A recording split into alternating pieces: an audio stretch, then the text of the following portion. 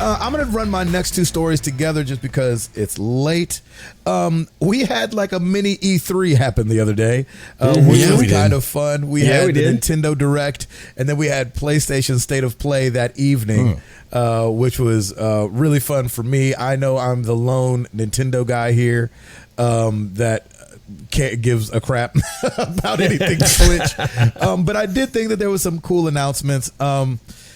Not necessarily stuff that I was like, oh, I'm going to run out and get this, but there was some things that I was excited for other folks. Pikmin 4 finally coming in 2023. I've never played a Pikmin game, but I know people that love Pikmin, and so I'm glad they've got that coming in 2023. Fire Emblem Engage, a new Fire Emblem is coming. A mainline story, and it features Marth. Even if you haven't played Fire Emblem, you know Marth from Smash Brothers. I used to be a main on Marth. Octopath Traveler 2 has been announced. I tried to play Octopath, the first one. I think I even bought it. I definitely played the demo. And I feel like I really liked it at the time, and I think this is holding. I'm just over that look. So like when I see a game that looks like that like 16, 32-bit pixel art thing, I get it, and I get that it's easy to run on the Switch. I just, you know what I'm saying? A big announcement was GoldenEye coming to the Switch and coming to the Xbox with online play. I don't know if it'll be cross-platform, but I think that is... No, the online play is not for Nintendo Xbox. exclusive. What? There's no Xbox online play.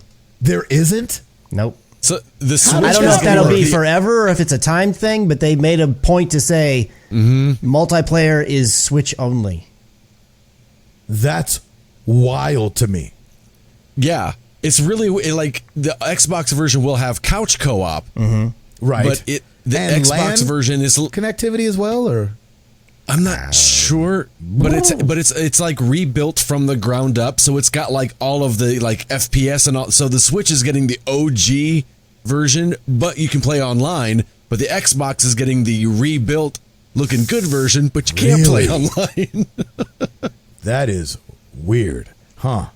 Okay, well I don't know who wins. The Switch, I think, wins. Yeah, I mean because people don't couch co-op barely anymore, and so it feels like you got an Xbox, I got an Xbox, let's play GoldenEye together. Yeah, and I think that and look, rebuilt stuff, that's fine, but like there's something nostalgic about the way. Anyway, I don't know who wins. That's true. Online, yeah, I think online wins. I think Switch wins that. Yeah. The remaster of Crisis Core Final Fantasy VII Reunion will be coming out December 13th. I put it on the calendar. That is a prequel to everything that's going on right now with Zach Fair. People don't know who that is, especially if you've only just started playing Final Fantasy VII Remake. Wave 3 of Mario Kart 8 Deluxe's booster pack courses will be coming soon. Starring Mary Mountain from Mario Kart Tour, which was the phone game, and Peach Gardens from Mario Kart DS. So that'll be fun. Which I think Peach Garden was also on the Wii version. It was, yeah. Yep. Mario Strikers getting an update. I don't freaking care. Because I'm so mad at that game. We are getting cloud versions of Resident Evil Village. Again, don't trust the cloud, but some people do, so that's great. But the thing I was the most excited about, It Takes Two is coming, which is fun to the Switch. Sifu is coming to the Switch on November 8th. I just want more people to play that game because I think it's still up there as my game of the year for this year. It's a good game. I loved Sifu.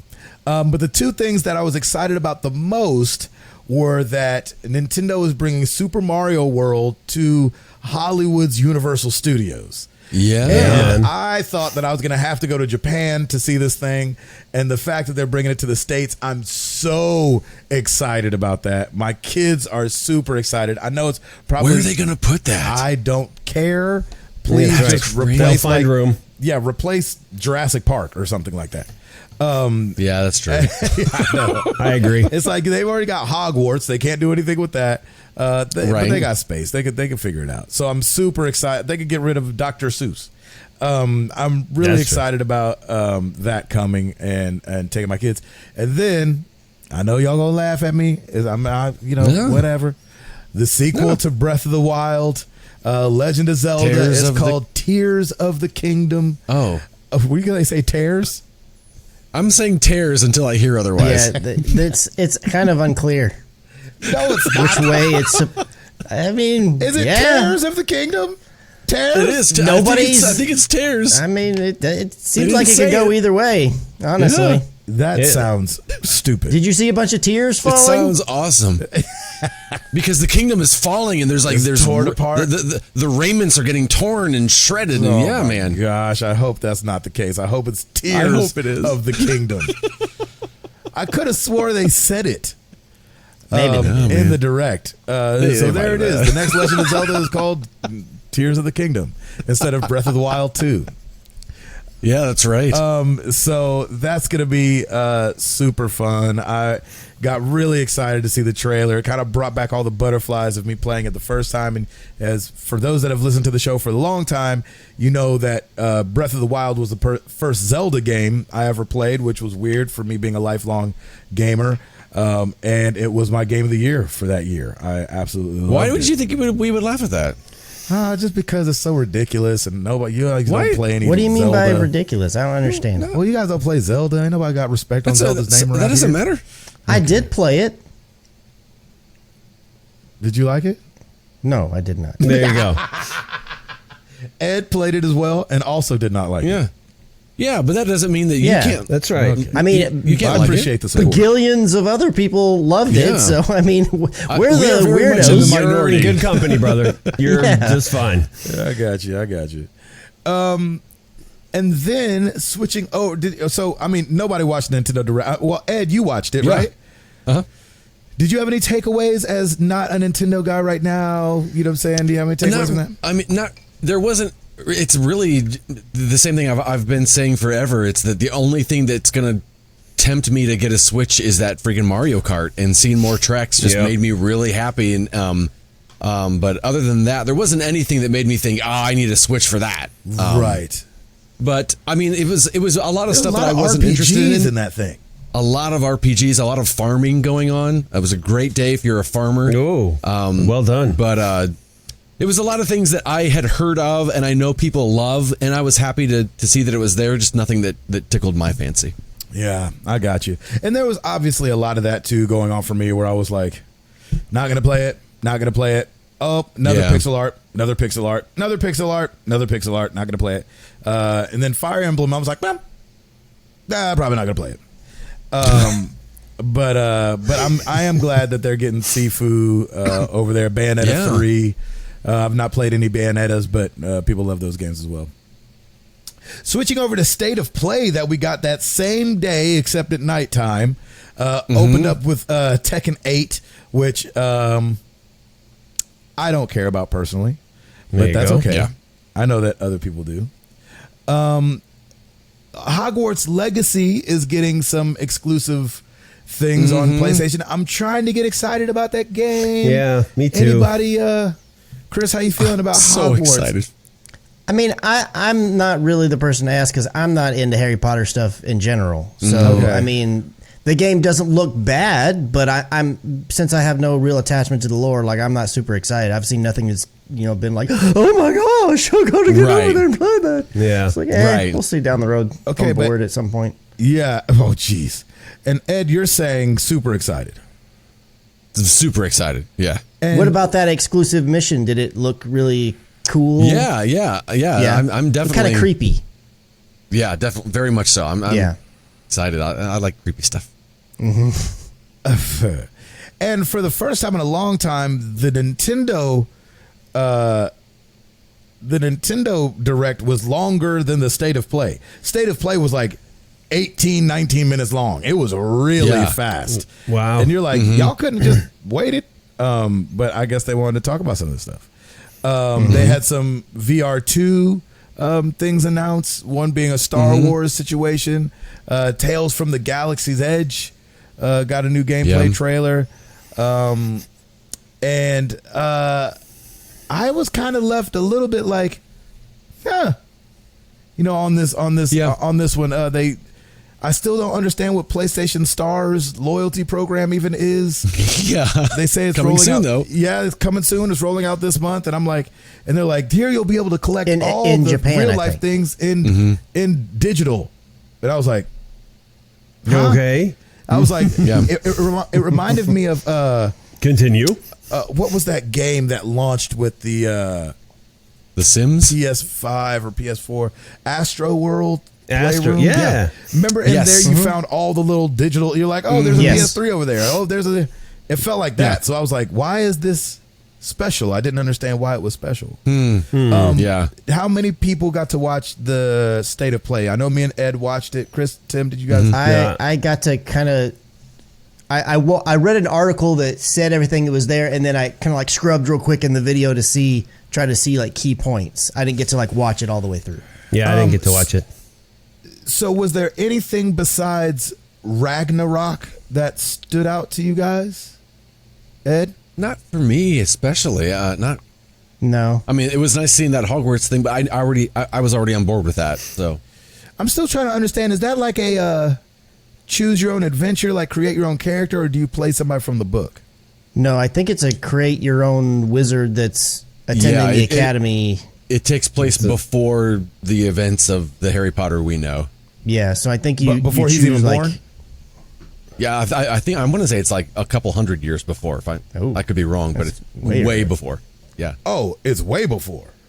Oh, I didn't realize it was that far before. It's almost like it's almost like like how now it's you guys are wearing robes still. But this takes place in a time where you're like, oh yeah, they would wear robes then. That's the standard operating procedure. Yeah. Like, I'm excited for it. I haven't really dug into it yet and know a whole lot about it. So I want to check it out because I almost pre-ordered that too. But I was like, I'll just wait. But that's coming in February, right? Is that the release date? Yes. I mean, outside of, so let me ask you something real quick. I know I'm reversing, but outside of God of War, like when God of War drops, Tim, are you planning to jump like right in? Are you going to put whatever game you're playing on pause and jump right in? Probably, and it'll be Elden Ring. So that's kind of why I chose it because, I can still follow the story in Elden Ring, even though it's, it's so open world anyway, and then immediately go into God of War. I think that's the goal. So I feel like unless your heart is like really set on a game, which I could tell just how you've talked about it, it is for God of War. I don't think you need to be pre-ordering anything because you might as well wait till later when you can get it on discount when you play it in 2024. Yeah, I knew I wanted to pre-order God of War because I knew that's the game this year that I've been super excited for. And but I mean the Hogwarts thing, like whether even if you were kind of into it, unless you're like really into it, I'd say just hold off. Maybe you'll get it on sale or something. The same with the Callisto project and like all that stuff. I probably will still be playing God of War for a little while and then going back to Elden Ring. So those might close out my year, and then by then things might start going on sale for the previous games of 2022, and then so I'm not jumping at the bit right away for that one. But I'm excited that they're doing something, that they're doing this. I think it's a great idea. Fun fact, I think it's actually champing at the bit. Champing? I'm not making a joke. I'm pretty sure. Is it really champing at the bit? I've never heard that. I believe that's true. Oh, I thought it was chomping at the bit. Wow. Somebody look that up. Learn something a little new every day. Champing? Is it spelled champing but pronounced chomping? I don't remember. But I think you're right. Chomping at Chris. the bit versus chomping at the bit in the meaning. Both forms are common and widely accepted. Well, not that widely. Clearly.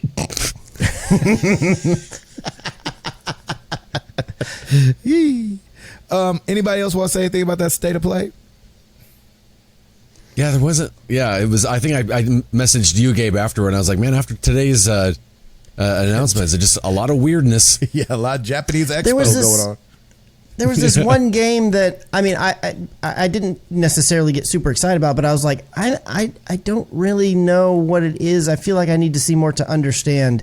And it was this one where you're like driving around in a car, but like the world's ending or something. I was like, now it seems like it was from a really small studio, so I'm not like expecting AAA or anything, but I was just like, I don't understand. I'm intrigued in the sense that I want to know more because I'm so like question marked about it. Like I just don't know what it is.